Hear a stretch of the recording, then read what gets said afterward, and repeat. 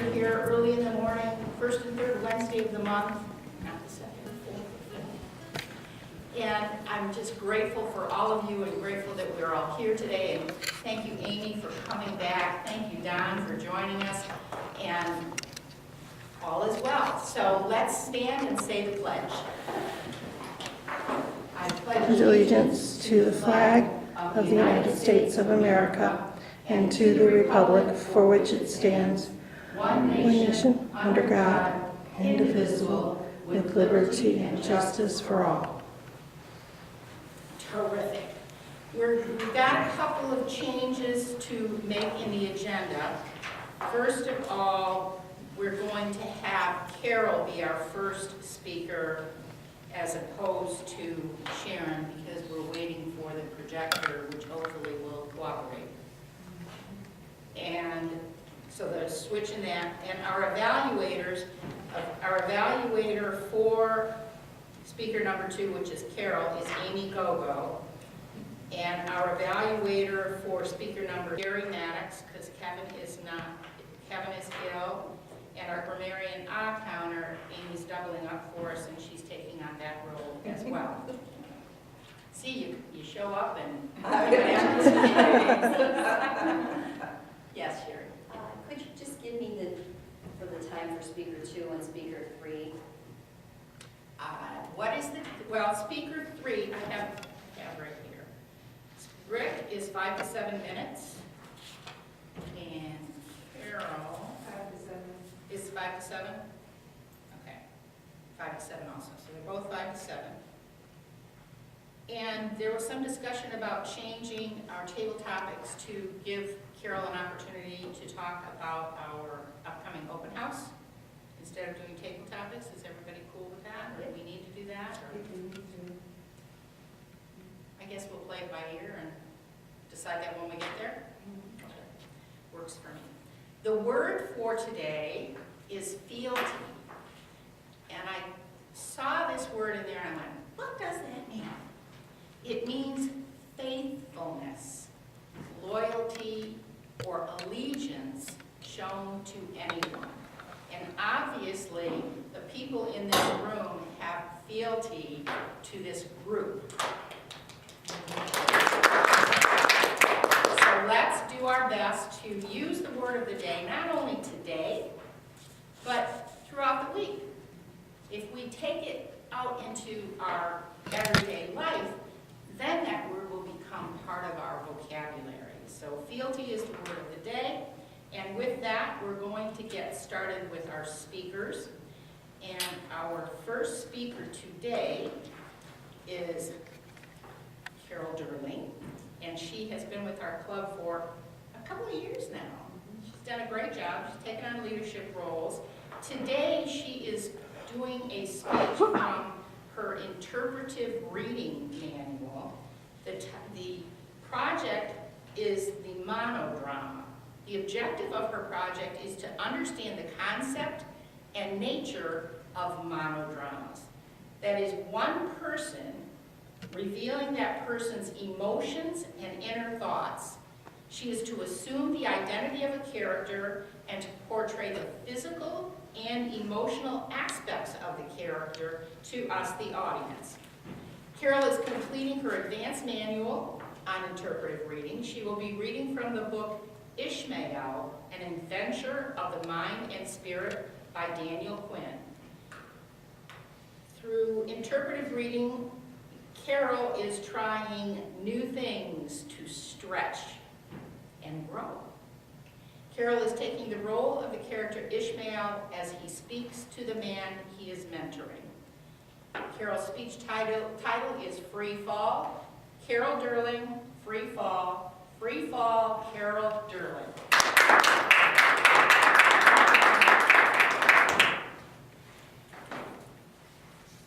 Madam Toastmaster, Toastmasters, and our guests, today I'm going to play the role of Ishmael, a gorilla. Now, Ishmael is a teacher, and he's talking to his protege, a man who wants to save the planet. Obviously, the dialogue between these two is through telepathy, at least on Ishmael's part. So I'm going to give voice to his telepathy, his thinking, as he's communicating to his protege, who is standing over there. Ishmael draws an analogy between early aircraft, experimental aircraft that didn't quite work until we finally got flying machines. Built an analogy between that experimental aircraft and our civilization based on agriculture.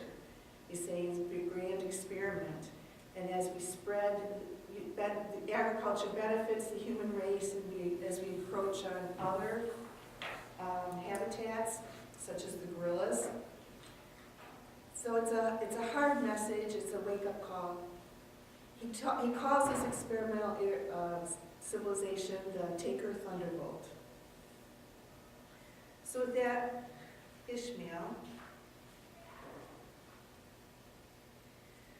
10,000 years ago, the people of your culture embarked on a similar flight, a civilization flight. Their craft wasn't designed according to any theory at all. Like our imaginary airmen, they were totally unaware that there's a law that must be complied with in order to achieve civilization flight. They didn't even wonder about it. They wanted the freedom of the air, so they pushed off in the first contraption that came to hand, the Taker Thunderbolt. At first, all was well. In fact, all was terrific. They were experiencing the freedom of the air, freedom from restraints that bind and limit the rest of the biological community. And with that freedom came marvels, all the things you mentioned the other day: urbanization, technology, literacy, mathematics, science. Their flight could never end. It could only go on becoming more and more exciting. They couldn't even have guessed that like the hapless airmen, they were in the air, but not in flight. They were in free fall because their craft simply was not in compliance with the law that makes flight possible. But their disillusionment is far away in the future, and so they're pedaling away, having a wonderful time. Like our airmen, they see strange sights in the course of their fall. They see the remains of craft very much like their own, destroyed, not destroyed, but abandoned by the Maya, by the Hohoko, by the Anasazi, the hobo culture, to name a few in the New World. Why, they wonder, are there craft on the ground instead of in the air?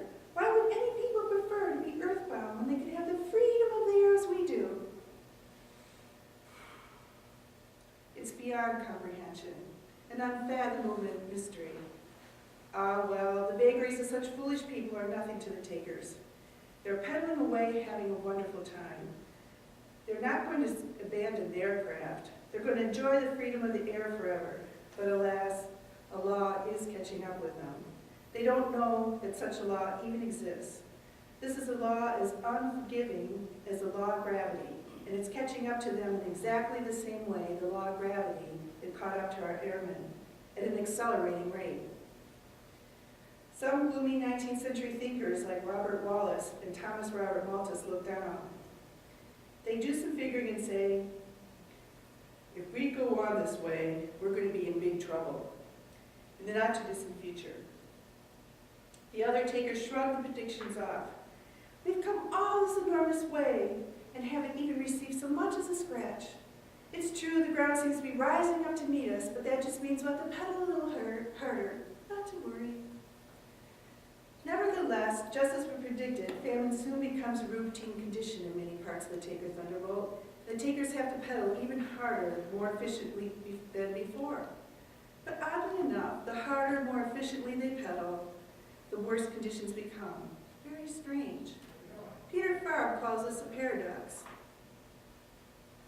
Intensification of production to feed an increased population leads to still a greater increase in population. Never mind, the takers say. We'll just put some people pedaling away a reliable method of birth control. Then the Taker Thunderbolt will last forever. But such simple answers are enough to reassure the people of your culture today. Everyone is looking down. It's obvious the ground is rushing up toward you, and rushing up faster every year. Basic ecology and planetary systems are being impaired by the Taker Thunderbolt. Basic, irreplaceable resources will be devoured every year. Whole species are disappearing as a result of your encroachment. Pessimists, or maybe that they're realists, look down and say, Well, the crash may be 20 years off, or maybe as much as 50 years off. Actually, it could happen any time. There's no way to be sure. But of course, there are optimists as well, saying, we must have faith in our craft. After all has brought us this far in safety, what's ahead isn't doom, it's just a little hump that we can clear if we just pedal a little harder. We'll soar to the glorious endless future, and the Taker Thunderbolt will take us to the stars, and we'll conquer the universe itself.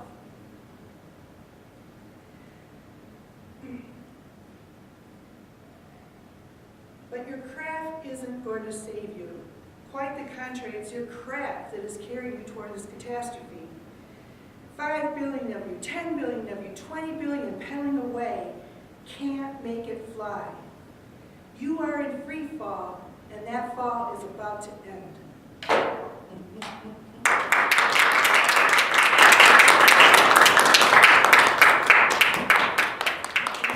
Give Carol a little feedback. That's what we have these little sheets for. That will help her, help us all to count a better club. I have some quotes about growth. Albert Einstein said that intellectual growth should commence at birth and cease only at death. So it's not just nature that grows, it is us as human beings who have the opportunity to grow, because nothing stands still. No one stands still. We're either growing or decaying, just like nature. I thought that was a great quote. John Maxwell, who is a great leadership teacher, says, if we're growing, we're always going to be out of our comfort zone. Because our comfort zone, yeah, it's working. I see this anyway. I'm sorry. Our comfort zone, there is no growth in our comfort zone. And as you can see, I'm easily distracted too. And there is no growth in our comfort zone. Our comfort zone is where most people just want to get there and kind of snuggle down and stay there. But you can't. You have to continue to grow, and your life will continue to unfold. Our next speaker, are we ready? Go on, we're ready. Okay, we're not. Okay, we're going to go to the speaker that's listed third on the agenda. And that speaker is Richard Durling. And Richard is one of our newer members. And he will be speaking from his Competent Communicator Manual, his second speech. His goal is to present an organized speech on the topic of appreciation. So without further ado, Richard Durling, appreciation, Richard Durling.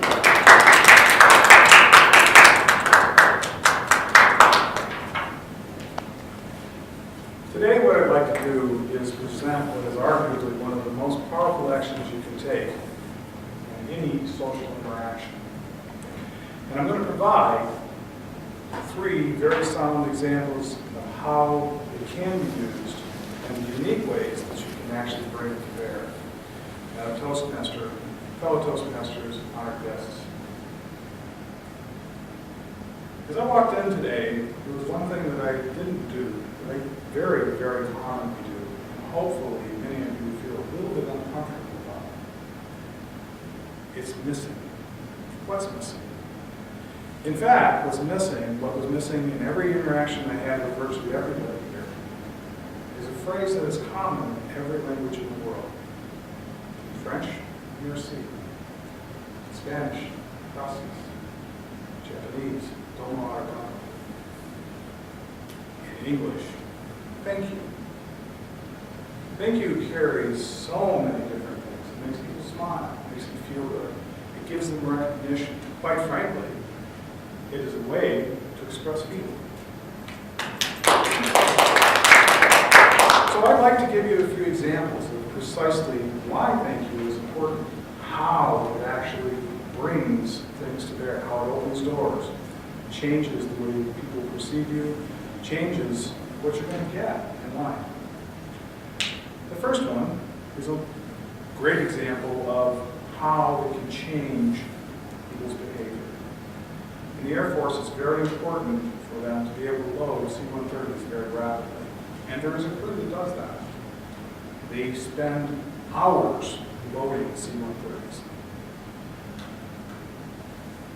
On this one particular base, they were loading C-130s, and over time, they had parades, quarterly.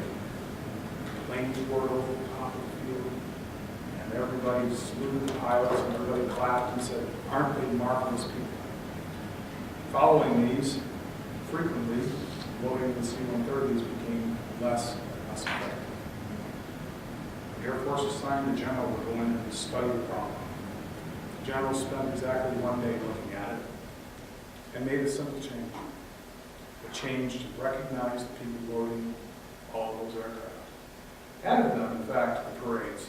Had people stand up and salute as they came by in the trucks and the skid loaders and things that they used. Had them demonstrate their skills. And lo and behold, that simple act of saying thank you to those people changed the way that those planes get loaded. The record today, I believe, is in the 2 and 3 hours to load one of those big aircraft. And you realize how much goes into a C-130, that's impressive. And how did it come to be? With a simple act of saying thank you to the people that were doing it. Another example that we can use in our personal lives. Every last one of us has the opportunity to walk into a restaurant and the waiter or waitress comes up to us. Recognize that that waiter or waitress, in fact, is very responsible for how you perceive that restaurant. They're bringing you the food. They're the ones that are smiling at you. They're the ones that are answering no matter what request it is. They're bringing it to you. I know from personal experience that they often feel ignored. So the simple act of saying thank you when you come to the table and take your order makes a difference. The simple act of saying thank you when they actually bring your food, whether it's right or not, isn't the issue. The point is, you say thank you for the work that they're doing. It doesn't cost anything. And in all honesty, if you think about it, what will happen as a result of that, because we frequently go back to the same restaurants, is those waiters and waitresses that you've said thank you to will often remember you solely because of that thank you. The tip is spent, but they remember you. And you get better services in that result. So both people win. You win because you actually feel good saying thank you. You win because, in fact, you did better service, and the individuals feel better about themselves. That's a classic win-win. Doesn't get any better than that. Another example from my personal life, in my personal professional career. How do you make somebody feel good about what they're doing? Well, I often am given the responsibility for teams that have immense responsibilities. We're putting together systems for billion-dollar companies, international companies, and frequently, very frequently, we're required to work extremely long hours, extremely difficult situations, stressful. We're yelling at one another. We're just absolutely down in the grit, making it happen. It's hard work. But I've been fortunate because I have some of the most phenomenal professionals that I've worked with in my career. They just do it, and we make it happen, and we laugh along the way. I had one individual that I got wind of a fairly major event in his family, and he was basically going to blow it off. I'll do it again next year. I called him in to my office on that day, and I said, "You are going home now." And he said, "Well, what did I do wrong?" He said, "You didn't do anything wrong. Just go home. I don't want to see you back until tomorrow. Leave. Go." He left puzzled. His wife actually called me a little bit later. It's obvious she'd been crying. And she said, "You know, we haven't had the opportunity to have an anniversary ever. He's always been working. You sent him home. We're making plans on the spur of the moment. And I just want to say to you, thank you." And I said, "No, I accept your thanks. Certainly. The thanks is to your husband and the work that he's done with me." Thank you, and this is my recognition of you. Tremendous. From that day on to this day, that person always asks to be on my teams because they know that I appreciate the work that they do. So in summary, thank you is extremely powerful. You can, in fact, affect everything that you do in your life with a simple act of saying thank you to someone. You can do it in your personal life, you can do it in your professional life, you can do it anywhere, and it's free. Recognition is free. I thank you all.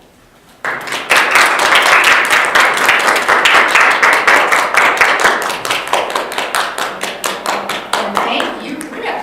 That was terrific. If you would just take a moment and give Rick some positive feedback, that would be fantastic. And while you're doing that, one of the things when I noticed Rick's title today of appreciation, another definition of appreciation is growth. Because when you invest and your investment appreciates, that means that your investment grows. So what a perfect tie-in to our theme for today. Mark Victor Hansen says, don't wait until everything is just right. It will never be perfect. There will always be challenges, obstacles, and less than perfect conditions. So what? Get started now.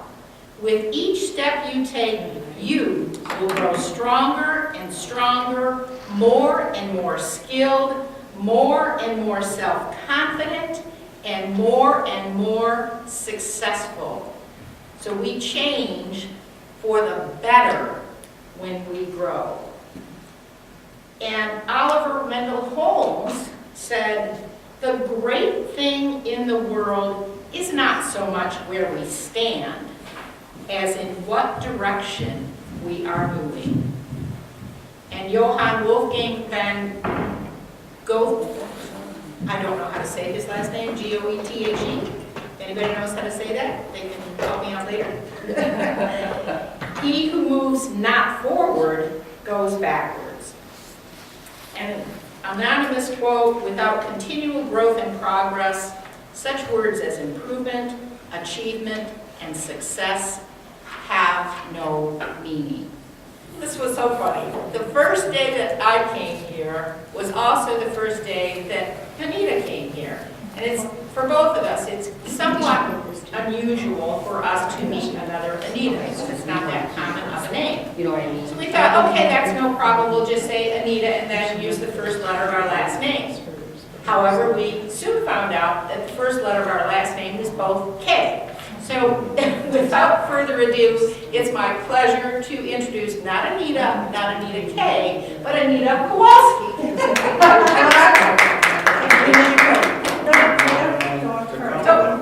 Okay. Don't take off. Oh, okay. I gave you these ahead of time because I found these in the book, Speak to Influence. As you see, there are 3 images.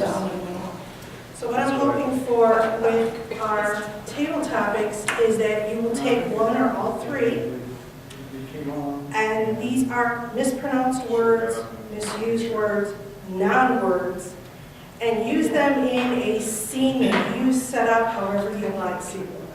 You can do the Abbott and Costello, who's on first base, what's on second, whatever you like. Okay, what? For example, the one that really gets me is library. There's 2 R's. I say use both of them because my niece in 4th grade had a teacher who took me to the library. There is no Barry as a library. Nothing exists in the world. No Barry is library. It's library, 2 R's.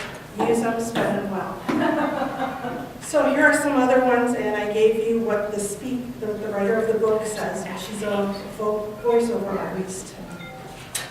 So think about yours. Think about how you want to set it up. There are various ones. If you don't like the ones you got, there's more.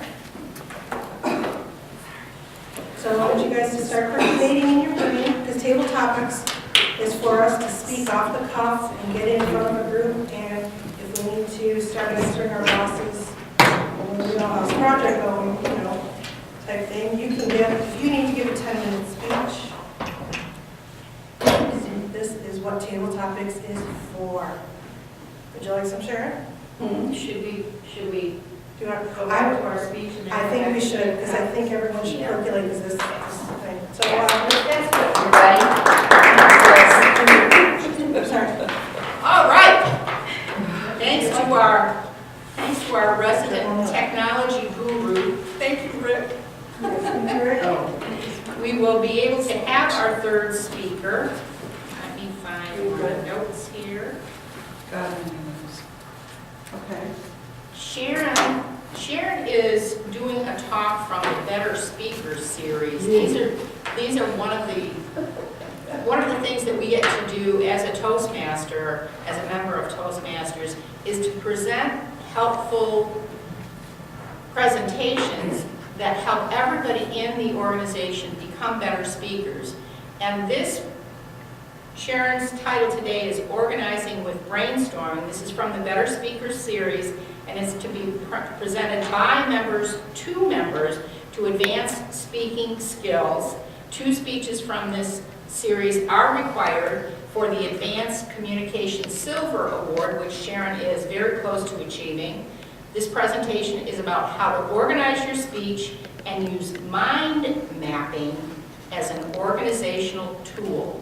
Organizing with Brainstorming, Sharon Maloney, Organizing with Brainstorming. Thank you, fellow Toastmasters guest. Now that my nerves are completely shot. And I was so glad to find these at the last officers meeting, and they come with their own CD. So this is another one, because Sherry has my book for this one. This is concluding speech, but I'm doing from the organizing your speech. And I wasn't thrilled with it. How do you organize your speech? You have a start, a middle, and a finish. Okay, and then I'm supposed to fill in with my own anecdotes and stories. On what? On starting, on ending, on the middle. But, okay, I wasn't thrilled with the whole presentation, so I added some of my own. So we will have organizing by doing an outline, or you can do organizing with mind mapping. And I kind of got into the mind mapping thing. So some of these slides are my own, some I couldn't decipher, but I thought since they're part of the official presentation, you should see them. Excuse me. So you tell them what you're going to tell them, and tell them what you told them. Now this is developing an outline. Excuse me. Introduction, body, main ideas, supporting material, and conclusion. There you have it. We're done. Now, filling in the outline. This had a few reasonable ideas. The key points, key point is your central idea, and with 3 to 5 supportive statements. The introduction and expand. You're just taking your key points and you're telling stories or anecdotes about them, and you take like your stats or hard ideas and bring them to simple terms so that your audience can understand them. Excuse me. Now, the introduction, I had talked in my last speech about that. You got to hit them hard in the first 15 seconds. And so you can start with a startling fact. You can use an interesting statistics, an anecdote, or a question. Start with a question. Then you develop a close, which is to just summarize. Now, sorry, I want to go back, but hang on a second. Let me go back.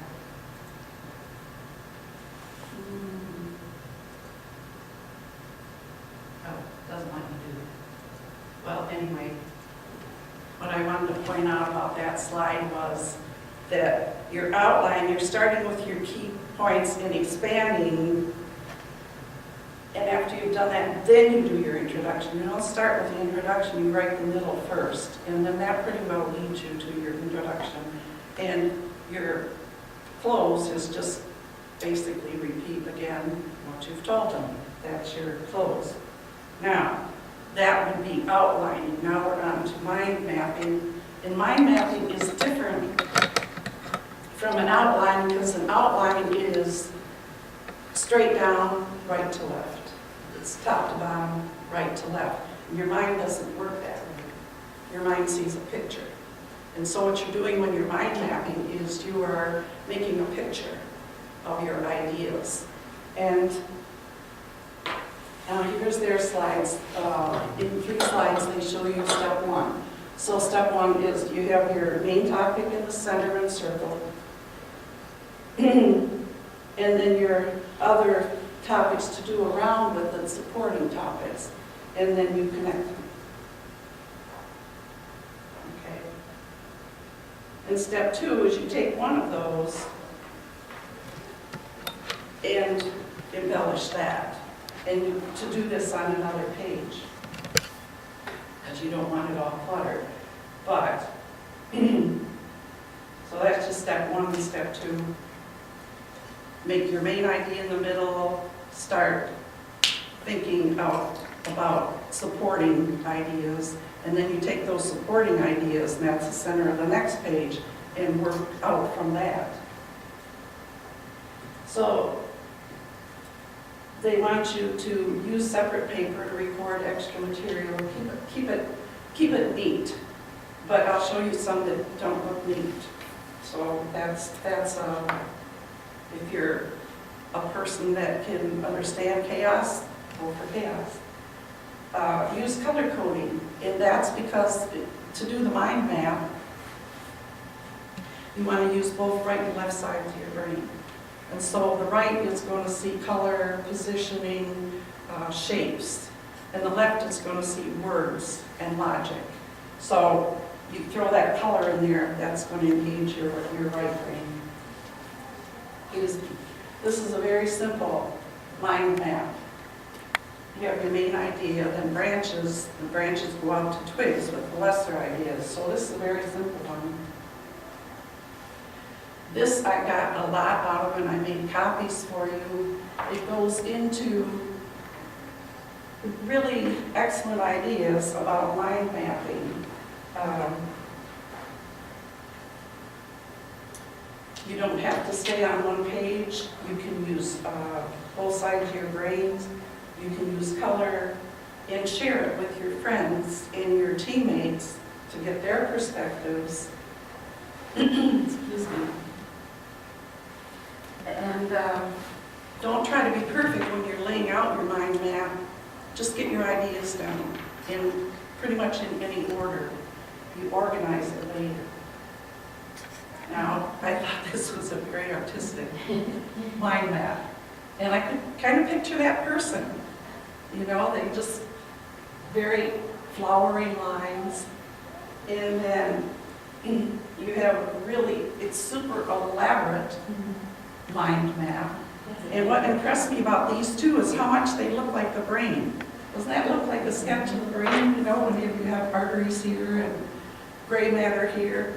That's what struck me, and that's actually the idea. Now, this has to be an engineer's mind map, I figure. It's like everything just so, but it's perfectly okay. It's like whatever your personality is, whatever your artistic flair or your orderliness, it's up to you.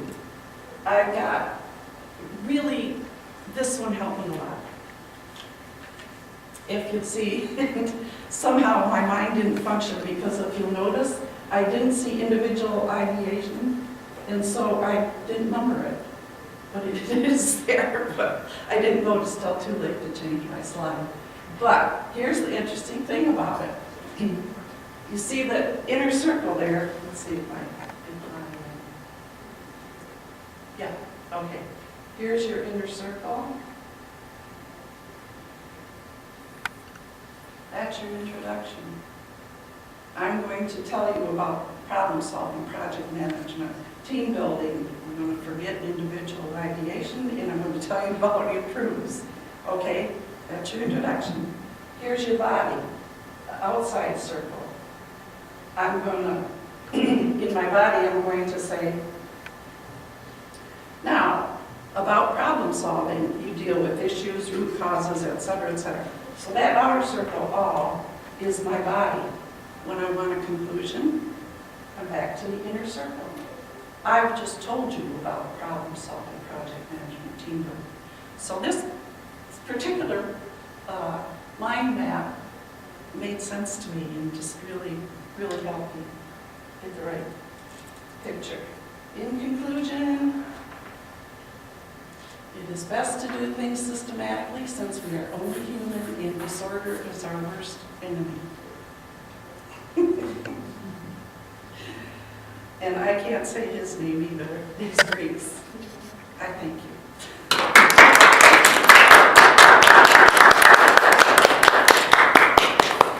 Thank you, Sharon. Very interesting. I actually was at an event one time where a young woman had a whiteboard, and she was very artistic, but her role in corporate America was to help teams to use the mind mapping to find their way through different projects that they were working on. And people would give feedback from the audience, and she would draw it, and it was incredible. So it's a very interesting, much more a newer way of utilizing the thought process and getting us from point A to point B. Now it's time for our evaluations. This is another way in which we grow through Toastmasters.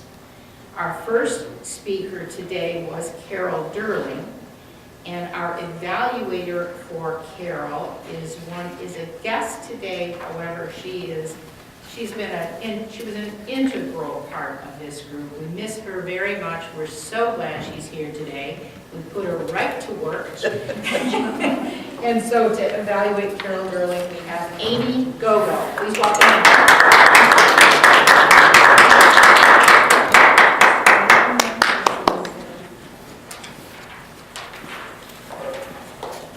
Let me start off by saying that Carol's speech made me a little sad because I know that somewhere out in the world there's a gorilla who is way smarter than us. And so in that way, Carol, you did a really great job of clearly defining who this gorilla is. This is a smart gorilla. This is a gorilla who has seen things. This is a gorilla who has a heritage because he has brought all of his ancestors. What they have known, he holds in his mind. So you gave us a really good representation of that. And I see the conflict that Ishmael has. And that what I see is his conflict is that we people keep relying on the things that we make with our hands. And as the generations before him saw that and brought that knowledge to his own mind, and he is seeing that himself through his own eyes, he's seeing kind of what fools we really are. And he's trying to express to this man, who I don't think you said who he was, that why haven't you people learned by now that what you make with your hands is not what is going to work for you? So that's the conflict that I felt that you showed and expressed here. One of my favorite gestures that you did was rising up to meet us, because you did this wonderful lifting up the toes and lifting up the hand, and I just, as you were saying rising up, you were rising up. It was just a very beautiful gesture, and I thought it worked wonderfully. The funny thing, something that struck me funny in all of this, is our fealty to what we learned in to make eye contact.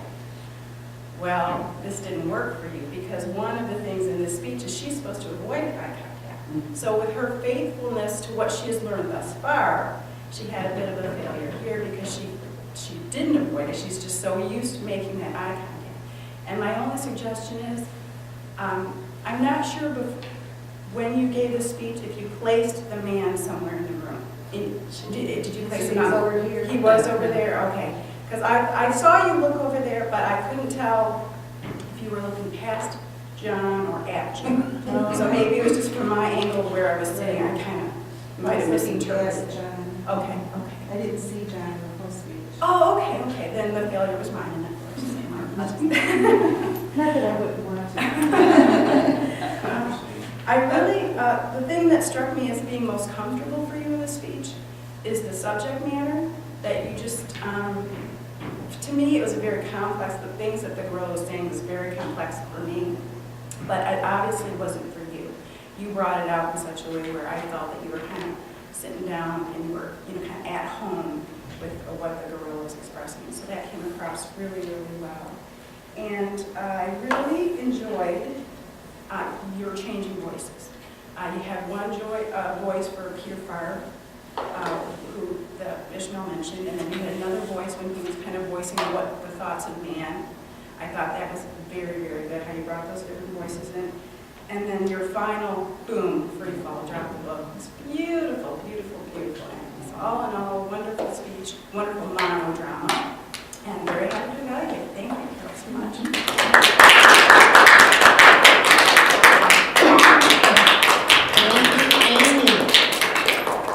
See why we miss her. We also have voting ballots, so as you go through, listen to all the evaluators first and then vote on the best evaluators who already done the best speaker. Evaluating our second speaker, who was Rick Durlin, will be Anita Kowalski. So welcome, Anita Kowalski.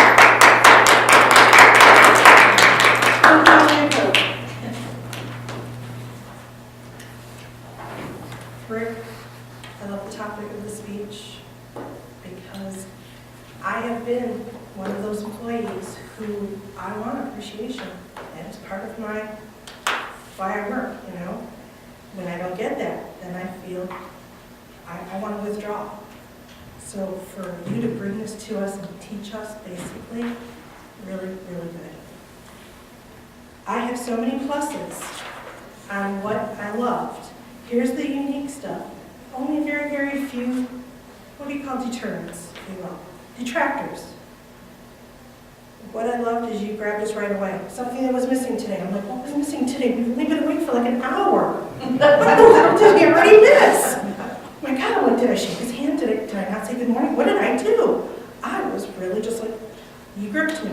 You hooked me. It was very, really, really empowering. You used the word of the day. You started out with different languages, which I thought brought spice to this speech. And I think it's like, okay, oh, this is how we use it in different languages. It's great. Great eye contact.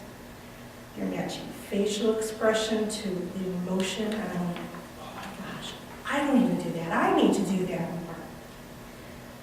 What I would suggest, I don't know what a C-130 is. I have no clue. My last thing my friend was telling me about was a B-52. They're just still trying to retire them. They've already been through 2 world wars. They're still using the B-52s. Even though they built some other ones, they don't work as well as these ones. So what is the scope? How gigantic is this C-130? Does it fill this room, or they put this stuff in and it would fill this room? That's how big the plane is, and it would carry that out. Let me know. It takes 2 hours to load. It's like, whoa, that's worse than our luggage. I would suggest a longer pause, tiny bit longer. I have a problem with it when you let it sink into people's brains. Just take your breath. If you want, walk. I know a lot of us, we want you to stand on both sides of the podium. But you were standing here, and one advice that I would give is define your space. I had a dance teacher who she had an orchestra-sized space. She was one dancer, the band was over there. So she says, okay, I have the same amount of space as the band. And she stuck within that space. She didn't travel over the whole stage because that would have been too long. So define your space, and I think you did, and you stuck within it. You weren't lollygagging over here, you weren't lollying over here. So it was really, really good.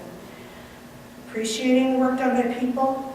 No notes, which is excellent. Very well organized. You even started out with 3 unique ways. I wrote that down because I went, 3 unique ways. I'm going to learn 3 unique ways. And the waitress comes to brings every request. So thank you, excellent speech. I can't wait to hear your next one.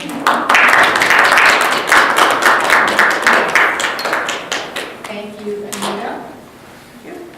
And our third speaker was Sharon Maloney. Evaluating Sharon Maloney is Sherry Maddox. Well, Sharon, first of all, I want to say my heart goes out to you. I can feel your frustration and what you had to overcome with the technical difficulties. You overcame that. Your topic was to tell us how to better organize a speech. You gave me insight of when I prepare a speech, I don't always think about creating the middle part first. So I feel that you gave us the importance of organizing the speech. You also gave us ideas about, with a PowerPoint, organizing the statements so that we could use them in more effective getting the audience's attention. I like the visual aids where you had given us the tree and the branches, kind of like mind over matters per se. You also told us about the importance of giving the material clearly, and so that we could, as members, gain a better understanding of how it is to structure your speech. There was a couple of things during the PowerPoint presentation, and again, because you were feeling frustration with being moved down to the last speech, testing out the PowerPoint ability as we all transition into learning the operation of the PowerPoint. We all gain a better understanding so that we can alleviate each other on that. I think the handouts were a great opportunity for the visual to add as well. I liked how you gave us that scrambling of the mind and how important it is. And we as speakers need to find what is important and how it's going to encourage us to write better speeches. Introduction is important. You came out strong on that. You ended strong at the end. And overall, considering what your challenges were, I feel that it was something that we all could use in our next presentation. So thank you. Thank you, Sherry. And please take a few moments to either give comments or feedback or vote and we'll vote for the best speaker. And then I'm very apologetic. I goofed at the beginning of the meeting and did not introduce our general evaluator, Mr. John Fortin. So I'd like to do that at this time and have John introduce his evaluation team. My apologies, Mr. Fortin. John Fortin.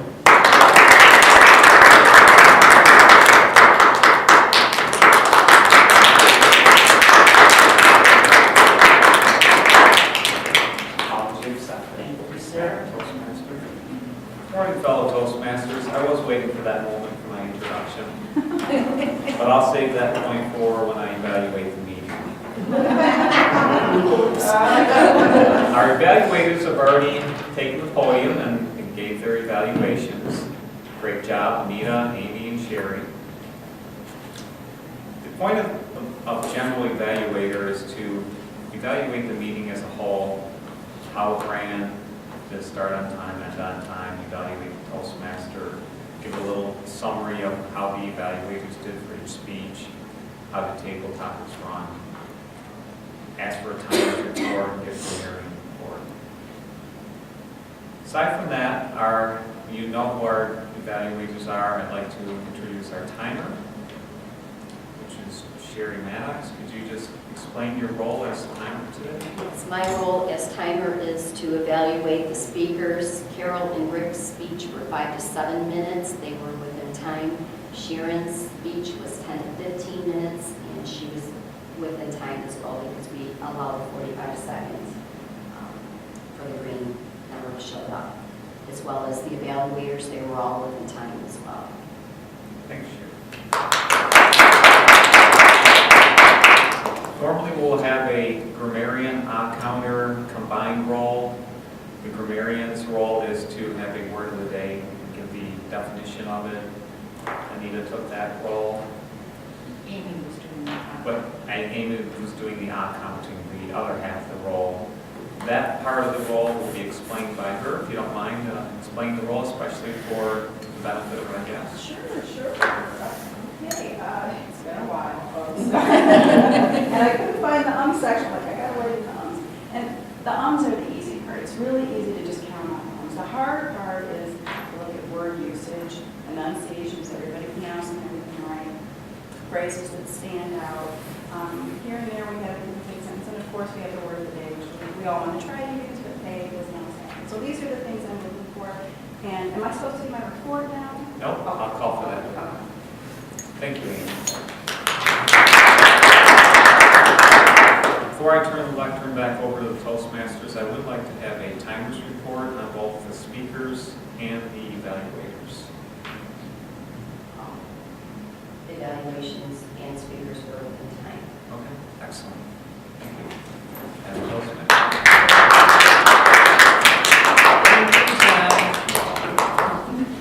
But it got some bad points from that. Okay, so let's get back to those table topics. I've seen some fun stuff here that I'm excited to give a hand on. Well, sure. Okay. Do that. All right.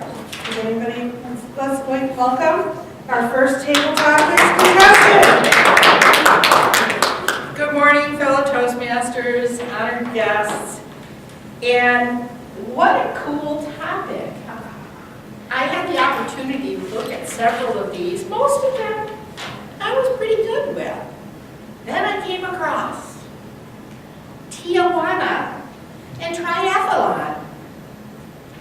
Did you know? I did not know. I did not know, seriously, that it's not Tijuana or triathlon. It's Tijuana and triathlon. You don't insert an extra A in either one of these. I had no idea. So this is something that will help me be a better speaker, because I know that there are people, when you give a talk, there's always got to be at least one in an audience that is watching for those things. Oh, she doesn't even know how to say triathlon. She is uninformed. So the more that you can be, you become a better speaker, more effective speaker when your language is proper. And that's why we use words such as fealty. That's why we have a word of the day. And what a great opportunity today to learn about some of the things that we may have thought we knew, but we didn't. So I appreciate, Anita, that you brought this to my attention. I now know that it is not Tijuana or triathlon. It is Tijuana and triathlon. Anita.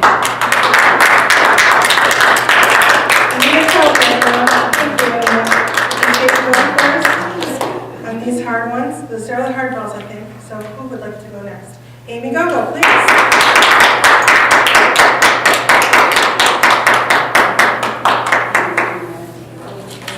Thank you. Well, you're probably wondering why I came in today. And ostensibly, I came in kind of to lift up your theme of growth. Because part of my process, the growing process, is to foster more relationships. And I have been in relationship with all of you. Mine's done, sorry, but we're friends now, so we're in a relationship now. And I'm a very task-oriented person. And it has just been coming to my attention. I'm 42 years old. I've got to just let go of the tasks a little bit and come back into my relationships. And that's why I'm here today, to see all of you, not to participate in the tasks so much, but to be here with all of you. So I am here to orientate myself towards growth in relationship with all of you. I'm so thrilled to be here today. And just so you know what words I used probably instead of probably. I used ostensibly instead of ostensibly. It's a B, not a B. And I said orientate as opposed to orient. So, thank you very much, Madam Tabletop.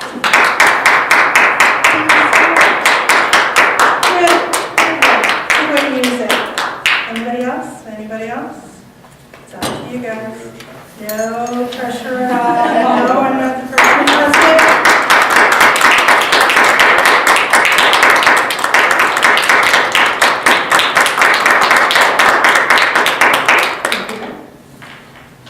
I got a story I want to tell you about Bob and his ducks. Bob is a farmer, and not surprisingly, as a farmer, Bob actually does have ducks. He raises them. But he has a serious problem with his ducks because they will wander all over the place. They'll get into his neighbor's yard. They'll wander down the river and float away. And it's a real problem because he's losing profits because, in fact, he's losing ducks. So Bob went to the store and said, I need something to keep my ducks on my property. And the guy in the hardware store said, well, gee, we got some great wire that would help you. And he goes, great, give me some of that Bob wire, and I can actually do what I need to keep these ducks in. Well, in fact, what Bob bought was barbed wire. He put that barbed wire up and discovered that, gee, the ducks did in fact stay. But they were actually slithering underneath the wire to get to the water. And when they got to the water, they floundered because ducks that are kept in captivity typically can't swim. Very sad. So he had a new problem. The ducks were getting into the water and floundering. And again, he was having problems with his profits. So Bob decided, oh gee, maybe if I had something sticky to keep my ducks in the row and inside, they would keep them from slithering under the wire. He went back to the hardware store, and golly, they had something perfect for him called duct tape. So he bought himself some duct tape, and golly, his problems were solved. So the words I've used today, the correct words are barbed wire, duct tape, and flounder. Thank you.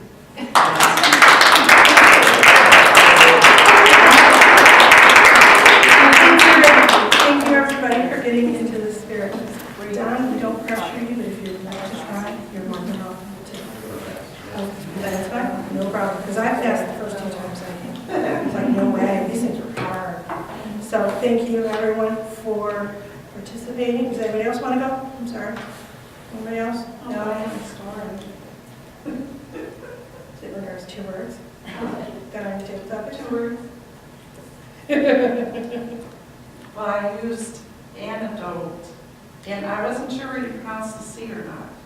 But I didn't say antidote, but I said antidote. I'm not sure. Come on up, have fealty to the word.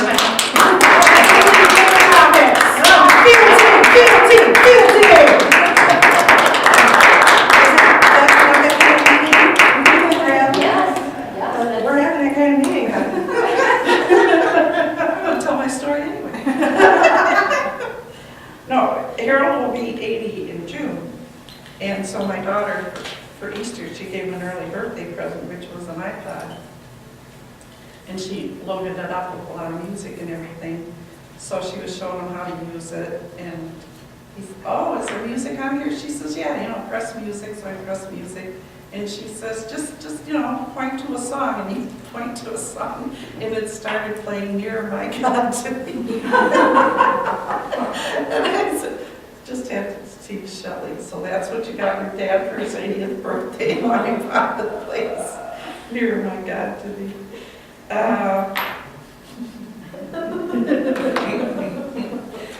Affidavit. Oh, and Harold says that, he says, and no offense, dear, but I think they should let gays marry, and then in 20 years they'll be begging them to rescind the order. I said, oh, no, I wasn't offended at all. Okay, my other 2 words are across, which is incorrect. It's just across. So don't invent a word by combining crossed with across. And affidavit, David has nothing to do with this document, it's affidavit. And the IT. That's it.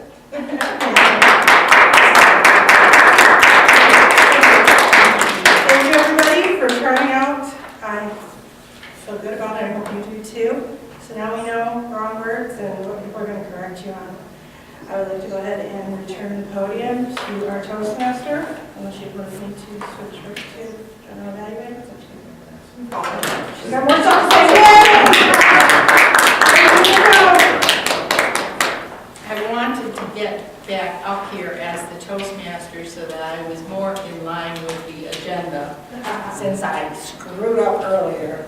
So at this point in time, our Sergeant of Arms will be collecting the ballots, and while she is doing that, I would like to invite our general evaluator back up to the lectern to give us his evaluation of the meeting. Mr. John Fortin.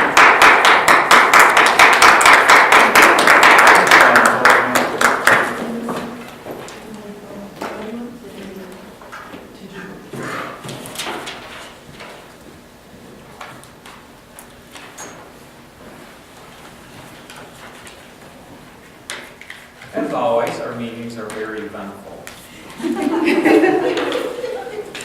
We did manage to start just a couple of minutes late, which is pretty good.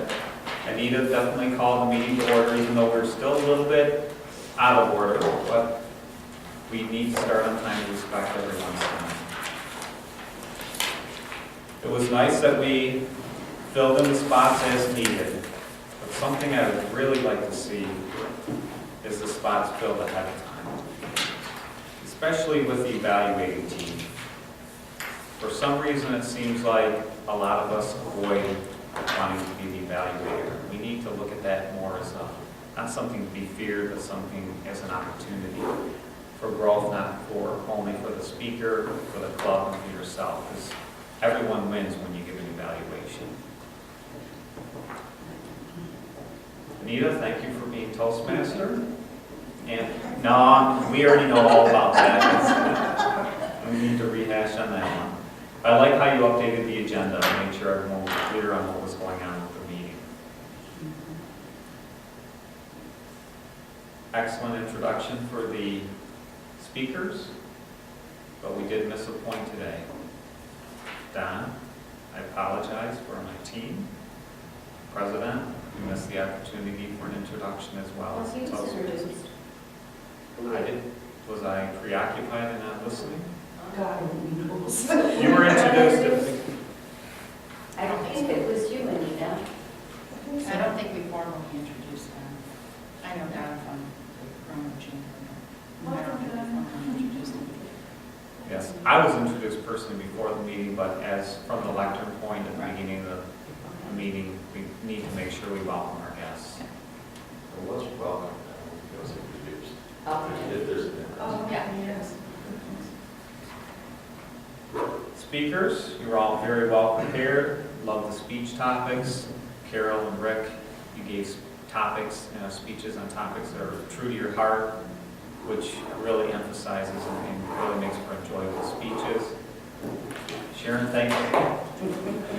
Technological difficulties aside, you did a wonderful job of sharing with us how to structure and build a speech, which is the part I struggle with most.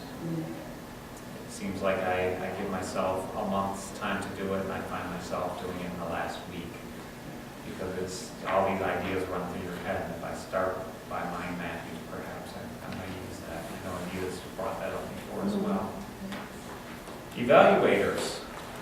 Amy, excellent job. Thank you for filling in. Thank you for being here today. It's great to see you. I really liked your suggestions on how to meet the objectives, and that's really important when you're giving evaluations, is give your evaluations based on the objectives. One of those with the eye contact, and we're so used to making sure we have good eye contact, and that was one of the objectives. Not have it. Very good that you pointed that out. Anita, also great suggestions for using the space more effectively, and that's something I'm not doing. I'm staying here at the lectern, but I got to use my notes a little bit. But yes, using the space effectively is a very good point you made. And Sherry, great evaluation on Sherry. in offering the sympathy of what technology can do to us and can frustrate us at times.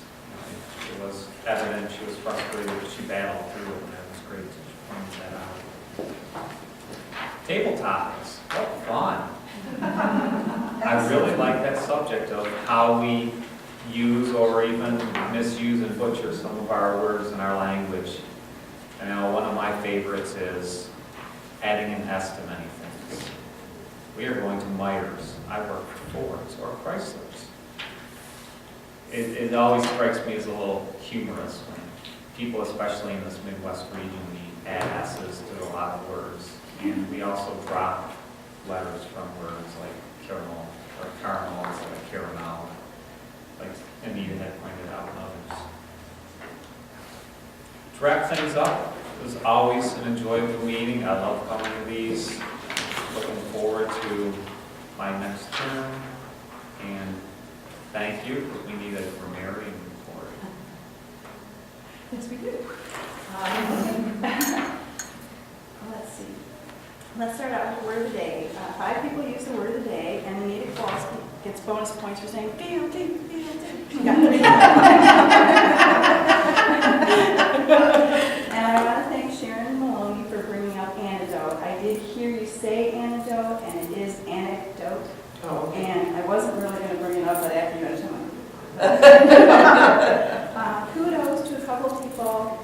Just, when you're listening, there's just words out there that, my ears are happy when they hear them. Here's the words that made my ears happy. From Rick, it was phenomenal professionals. I really enjoyed that. From Anita Kowalski, it was brought spice. It brought spice to the speech. I just enjoyed that. And from Anita Koch, it was snuggled down. And with our arms, we have 2 for Carrie Durling, 2 for Sharon Maloney, 1 for Anita Kowalski, and I gave myself 3 because I just know myself. Thank you so much.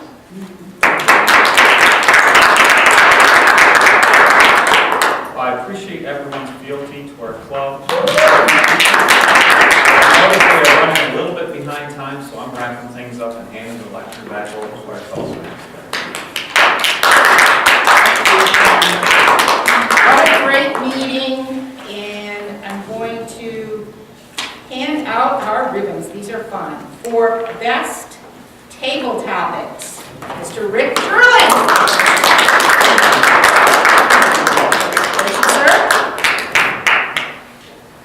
For best evaluator, Miss Anita Kowalski.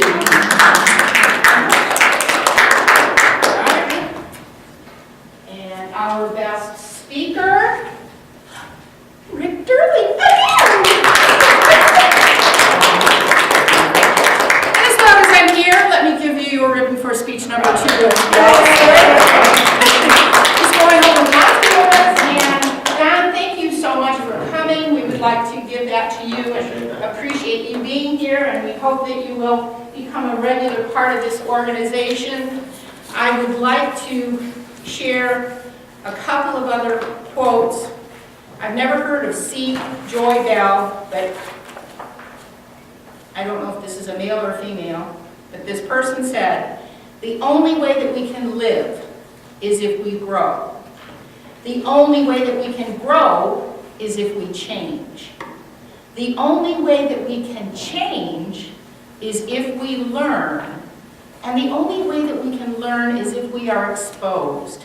And the only way to become exposed is if we throw ourselves out in the open. So do it. Throw yourself." And with that, I'll turn it back over to our club president, Anita Kowalski. Thank you, Anita Koch. Thank you very much. So opening club business? Yes, ma'am. I think maybe I didn't show the last slide, but it was a website, and it has everything you ever want to know about mind mapping, and it's www.novaline.com. NOVA and IND. What is it again? So I can- Novaline, NOVAline.com. Love my mapping. So nice. Yeah. At this time, I would love to hear your comments about our meeting, what you think of our club, what are you looking to get for. So Don. I thought that I knew what this group was about just from hearing Anita speak at our networking group. But I was pleasantly surprised that I knew nothing about what this was about. But, I thought the evaluations were very thorough, and I definitely could not see myself being that thorough in an evaluation, so that kind of made me a little nervous. And at one point I was like putting my application away going, I don't know if I want to be here. So then that was kind of like, well, talking about being out of your comfort zone. And that's definitely something that this is not my comfort zone. So I know this is where I need to be able to grow. And I do think that this is something, a group that I could have fealty for. So I'd like to join. We would love to have you. Thank you. So thank you. Oh my God, where's the date? He's good. All right. Anyone else for the business? Carol? Next time on April 17th, we're going to have an open house. And I have, okay, I have a meeting sign-up sheet that I'm passing around this way, then I'll circle it back around here. But the idea next week is to bring guests in, more guests, and talk about the advantages of what we do here, so more people understand what we offer. I'm going to pass these flyers around. Please find people, invite them. What I'd like is a couple of people, volunteers, I'm going to give, I also sent the soft copy of this to you directly, so you have to print more copies, you can make copies of this. I have also,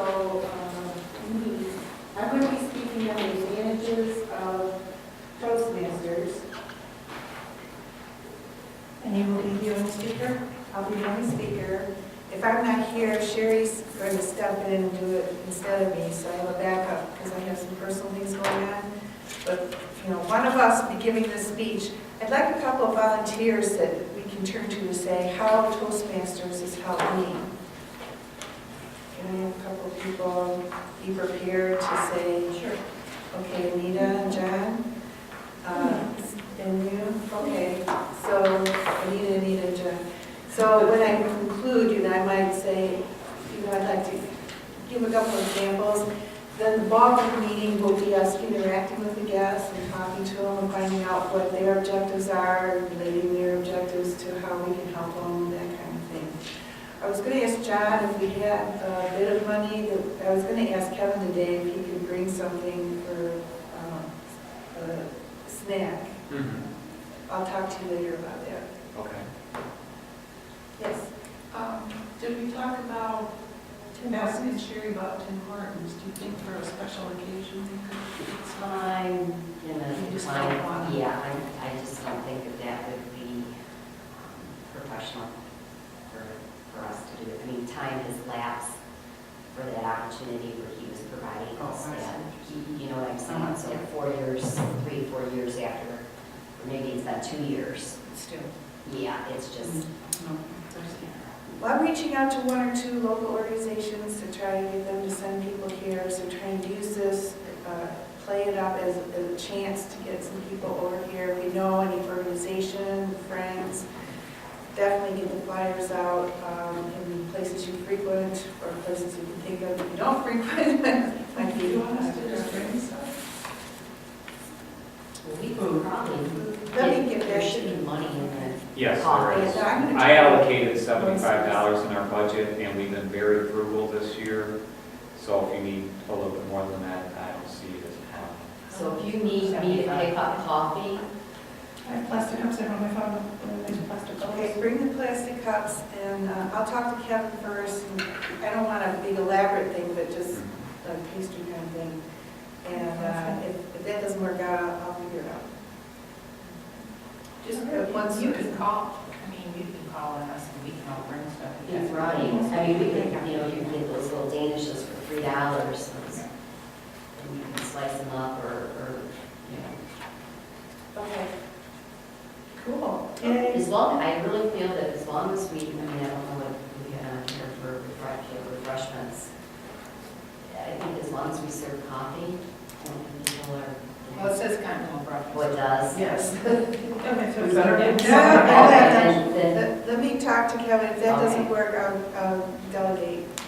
Okay. I've got a question, Mhm. just for clarification on next week's meeting. I know on our agenda on the website, I didn't know exactly how to structure it.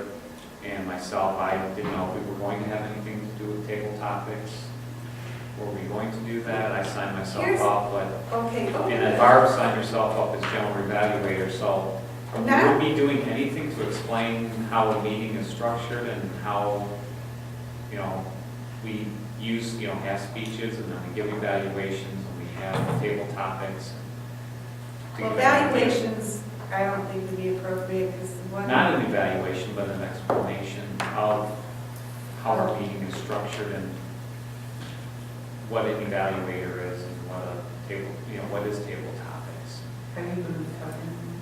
Or is Yeah, that I covered can- in I will your speech? co- Yeah, I will cover the roles. I definitely remember talking about roles, because it's the roles that grow our leadership skills. The table topics, I'm glad you signed up. I'd like you to be prepared. I was thinking of if we have a lot of guests, I'd like to have them mix and mingle. If we don't have enough guests, if there's one or two people, I think I'll go with the table topics to get them engaged. Okay. Are we having the chamber coming? Yes, and I'm going to be emailing out to all past members and then going through my email database and sending out the flyer. And our area governor's coming, Shirley. Okay, so I was gonna kind of play that by ear. We have a lot of people here, I think it'd be nice to mingle. What do you guys think? Table Do topics? we have enough, well, we make sure that we have enough membership packets? Okay, we'll work on it too. What's the date of that? The 17th, our next meeting, 2 weeks. All right, anything else? So I don't need to, unless someone else needs to get to their 10 o'clock. So you okay with mingling but a play by ear maybe? No, I think that's a great idea. Okay. Yeah. Okay. Wonderful, thank you. Thank you very much. Any other business? Closing business of county communicators and a closing